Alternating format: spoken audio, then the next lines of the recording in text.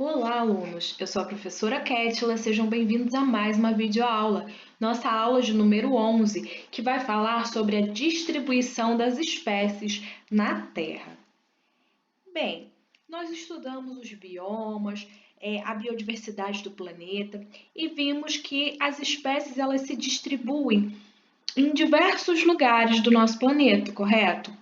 E que essa distribuição desses seres vivos ela não acontece de uma forma uniforme, mas cada região possui as suas características e as suas espécies, embora algumas espécies possam ocorrer em um bioma e em outro. Isso pode acabar acontecendo, mas mesmo assim, de uma forma geral, a distribuição ela vai ser variada então de acordo com cada região do planeta. E quando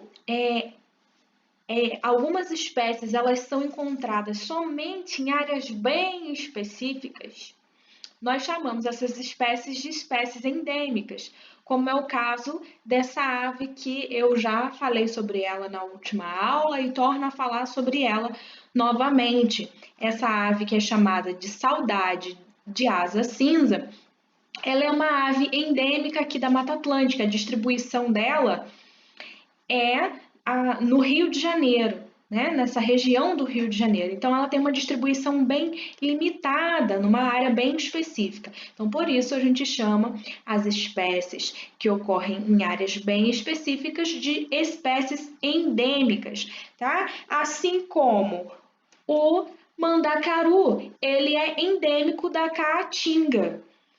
E um outro exemplo, né? Os cangurus, que são endêmicos da Austrália, e por aí vai. Então, as espécies endêmicas, né, são essas que têm uma distribuição aí em áreas bem específicas, tá bom? Agora, né, em contrapartida, nós temos também as espécies que são classificadas como cosmopolitas. Como que eu faço para identificar uma espécie cosmopolita? Bom, essas espécies, elas vão ser encontradas em diversas regiões do mundo, como é o caso do pardal, que é essa outra ave que vocês estão vendo. Né? Em vários países que você viajar, você vai conseguir encontrar dessa ave. Ela tem uma distribuição enorme aí, né, sobre os diversos países. E por que certas espécies de seres vivos eles ocorrem em determinado lugar e não aparecem em outros lugares? O que vai justificar tudo isso? De uma espécie só ocorrer naquele lugar e mais em nenhum outro? Isso que nós vamos ver a partir de agora, né? Mas para responder essa questão, pessoal, o ideal, né, é que sejam feitos, né, vários estudos relacionados às espécies atuais e também às espécies que já foram extintas. A história da Terra tem que levar tudo isso em consideração e as modificações que foram acontecendo aqui no nosso planeta com o passar de milhões de anos. Então, entra nesse cenário a biogeografia. O que é a biogeografia?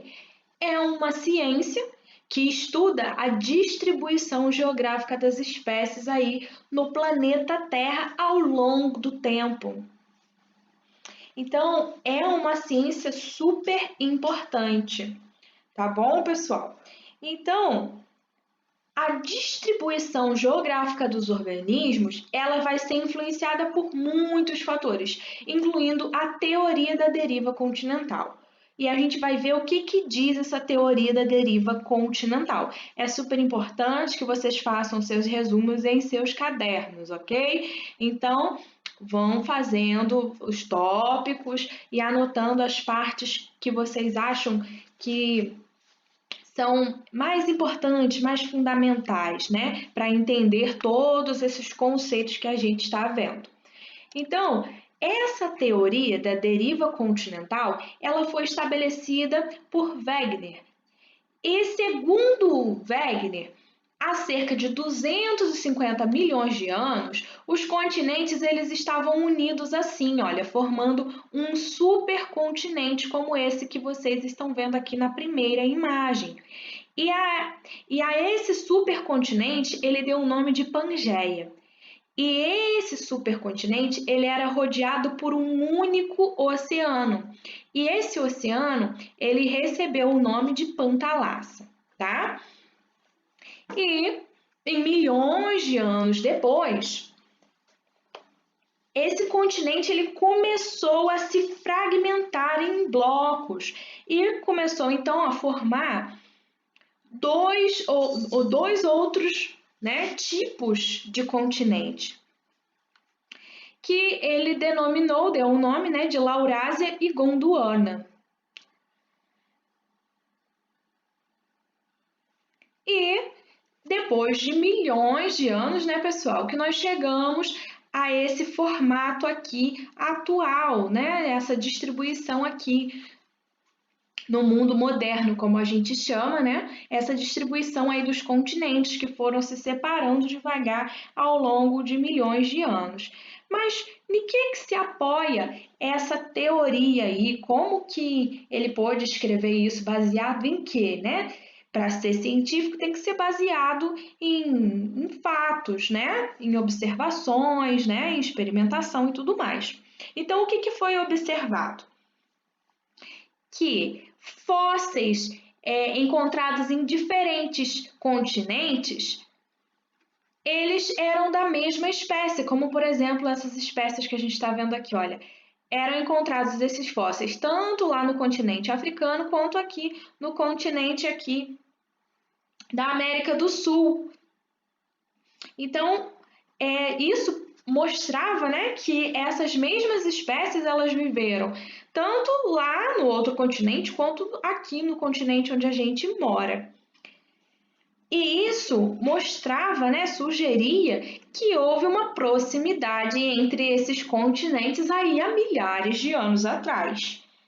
Tá bom?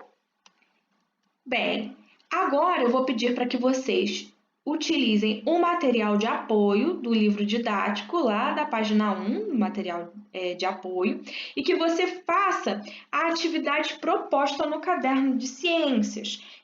Então, lá tem a explicação completa do que vocês devem fazer, e essa atividade ela é relacionada ao que eu acabei de falar para vocês, a respeito dessa teoria que a gente acabou de ver, tá bom? Então, seguindo, pessoal, depois que vocês já finalizaram a atividade, né, que foi proposta, seguimos então para o próximo assunto, que são as placas tectônicas. Provavelmente vocês já estudaram sobre esse assunto em geografia, mas aqui eu vou dar uma pincelada, né, uma repassada com vocês aí no que são essas placas tectônicas. Então, as placas tectônicas, elas são blocos de rochas, né, que ficam apoiados sobre o magma. Por serem mais leves, elas flutuam, né, sobre o magma. E essas placas, elas estão em constante movimentação, como ilustra aqui essa figura para gente, aqui no 1, no 2, no 3, né, essas setas indicando a movimentação dessas placas. E aqui essas linhas em vermelho, elas vão representar aí os limites entre essas placas tectônicas que nós estamos vendo, ok? O nosso país, inclusive, ele fica sobre uma placa tectônica inteira, né? Por isso que aqui não ocorrem muitos dos fenômenos terremotos, essas coisas não acontecem aqui no nosso país por causa da gente estar aí, então, no meio dessa placa tectônica e não aqui no encontro de uma placa tectônica com outra, né? Então, o magma, como vocês já viram em séries anteriores, né, e mesmo na matéria Geografia também, ele apresenta altíssimas temperaturas, que podem chegar inclusive aí a 1000 graus, então, a 1000 graus Celsius, então é bem alta essa temperatura. E ele se encontra, né, derretido. E ele faz um movimento, que é esse movimento aqui que vocês estão vendo nesse GIF, tá? E ele sobe, então, né? E quando ele chega aqui, próximo aqui às placas tectônicas, ele vai resfriar e vai descer de novo, né? E esse movimento aí, a gente vai chamar de movimento convectivo ou corrente de convecção. Isso aqui que faz com que as placas tectônicas elas fiquem em constante movimento, ok? Então, ainda falando sobre o movimento das placas tectônicas, eu coloquei essa ilustração aqui para mostrar para vocês, né? Essas setas aqui elas estão indicando a direção dos movimentos que essas placas tectônicas elas realizam e as linhas aqui em azul mais escuro, os limites entre essas placas tectônicas. Bem, pessoal, o estudo da região costeira da África do Sul e da América do Sul, ela teve um papel muito importante na teoria da deriva continental. Mas por que isso, professora? Porque, como eu disse lá, logo um pouco mais, logo atrás, né? O formato aqui desse continente, ele complementa o formato do outro, é como se eles formassem um encaixe, né? Então, esse formato aí, isso propõe, né, que um dia esses continentes eles já estiveram próximos, né, encaixados uns nos outros.